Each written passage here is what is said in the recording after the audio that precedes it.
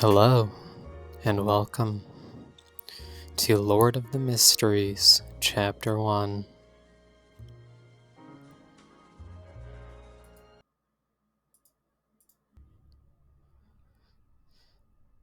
Painful. How painful. My head hurts so badly. A gaudy and dazzling dream world filled with murmurs instantly shattered. The sound asleep Zhou Mingrui felt an abnormal throbbing pain in his head as though someone had ruthlessly lashed at him with a pole again and again. No. It was more like a sharp object pierced right through his temples, followed by a twist. Ow! In his stupor, Zhou Mingrui attempted to turn around, look up, and sit up.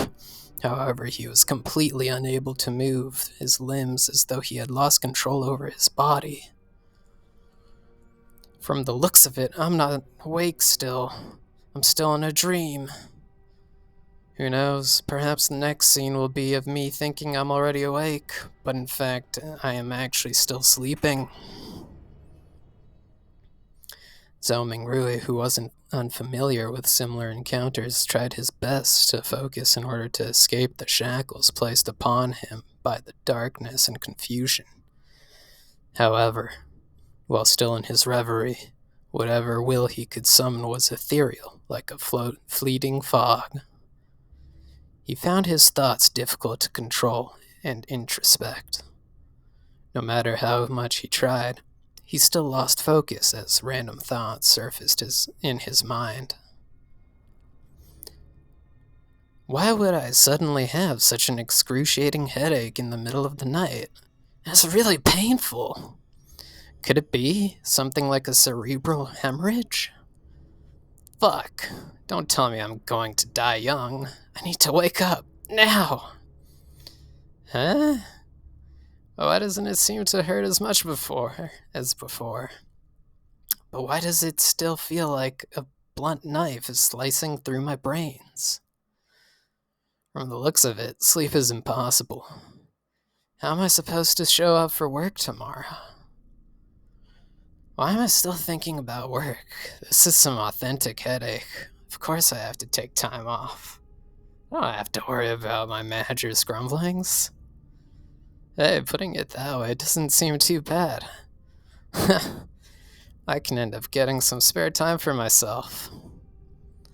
Throbbing pain inundated Zhou Mingrui, allowing him to slowly accumulate immaterial strength until he was finally able to move his back and open his eyes.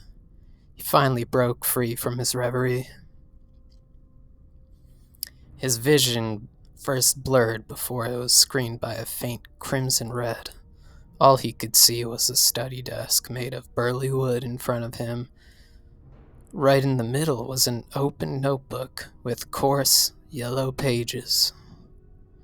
The title was eye-catchingly written with strange, deep black lettering. To the left of the notebook was a stack of neatly arranged books, numbering about 8. The wall on their right was inset with grayish-white pipes, with wall lamps connected to them. The lamp had a classical Western style to it. It was about half the size of an adult's head, with an inner layer of transparent glass and an exterior gridded with black metal. Diagonally, beneath the lamp, was a black ink bottle shrouded in a pale red glow. Its embossed surface formed a blurry angel pattern. In front of the ink bottle, and to the right of the notebook, sat a dark-colored pen with a fully circular body. Its tip shimmered with a faint glint, while its cap rested right beside a brass revolver. A gun? A revolver? Zhou Mingrui was completely taken aback. The things laid before him were alien to him. It looked nothing like his room. While feeling shocked and confused, he discovered that the desk, notebook, ink bottle, and revolver were covered in a layer of crimson veil as a result of the light shining from the window.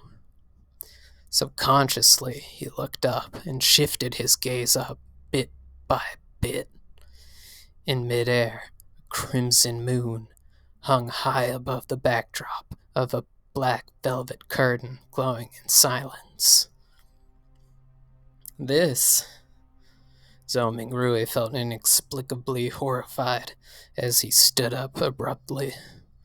However, before his feet fully straightened, his brain protested with throbbing pain.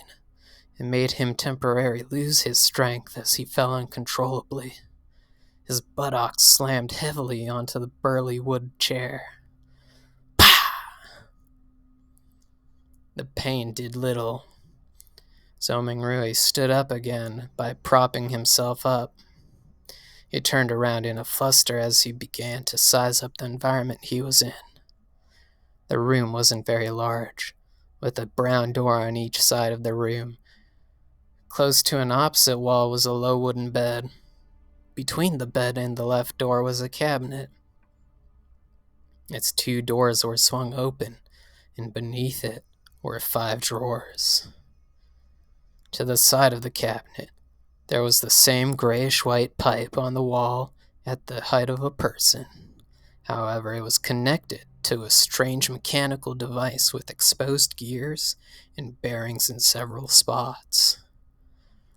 Items resembling coal stoves sat in the right corner of the room near the table, along with soup pots, iron pots, and other kitchen utensils.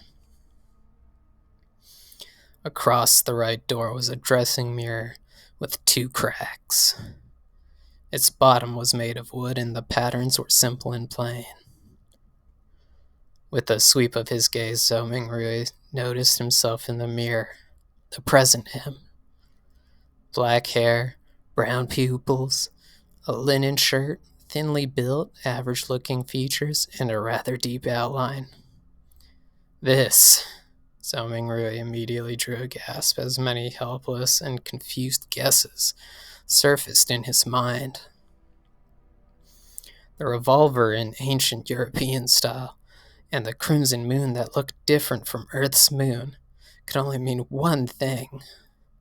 Could I have transmigrated? Zhou Mingrui widened his mouth slightly. He had grown up reading web novels and had often fantasized over such scenes. However, he momentarily found it hard to accept the situation when he found himself in one. This was probably what it meant to love a fantasy. In a minute, Zhou Mingrui had already cursed himself while trying to make the best out of his adverse situation. If not for the still throbbing headache that made his thoughts high-strung but clear, he would have definitely suspected that he was dreaming. Calm down, calm down, calm down. After taking a few deep breaths, Zhou Mingrui worked hard to stop panicking. At that moment, as his mind and body calmed down, memories began flooding him as they slowly appeared in his mind. Klein Moretti, a citizen of the northern continent's Lowen Kingdom, Awa County, city of Tingen. He is also a recent graduate from the Department of History at Koi University. His father was a sergeant of the Royal Army who had sacrificed himself during a colonial conflict with the southern continent. The bereavement allowance gave Klein the opportunity to study at a private language school and laid that foundation for his admission into university. His mother was a devotee of the Evernight goddess. She passed away the year Klein passed the entrance examinations to Koi University.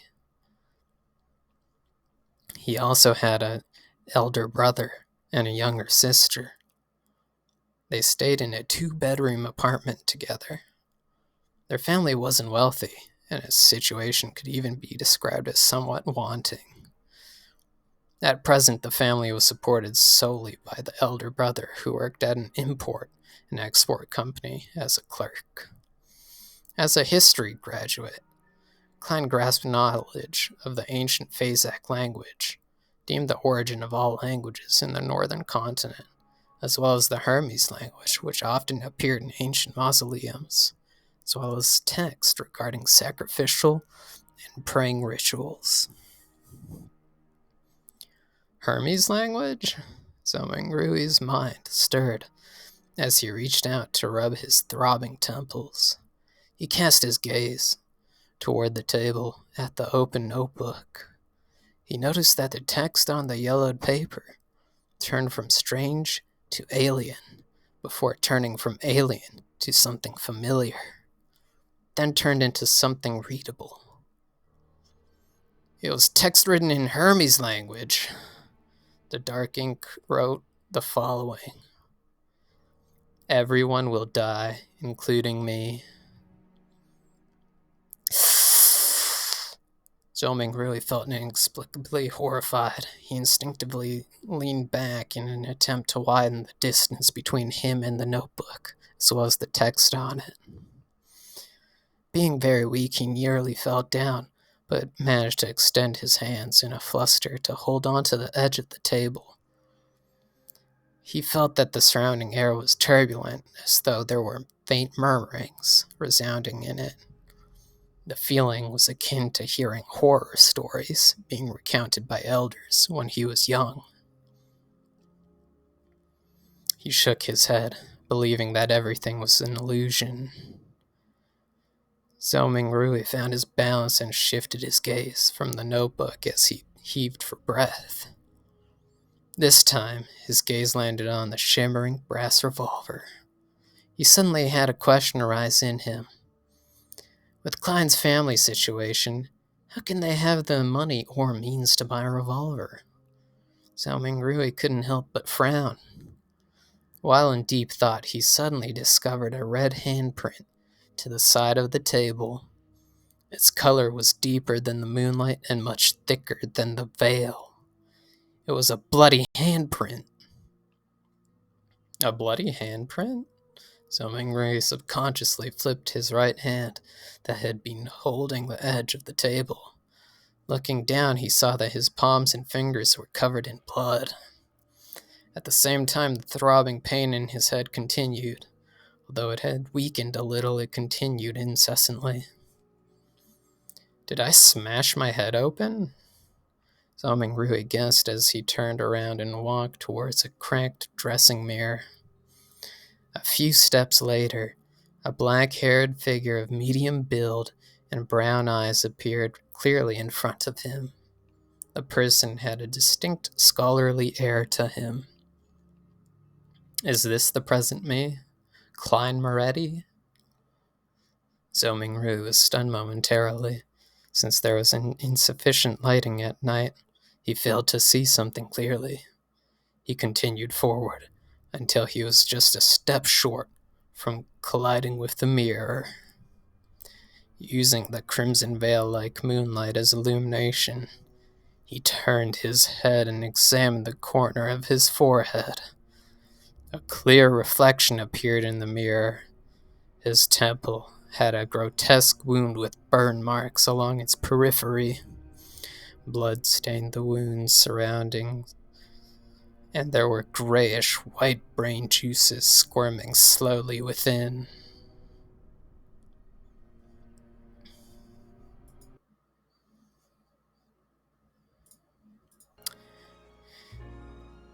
Thank you for listening to Chapter 1 of Lord of the Mysteries. That'll be all.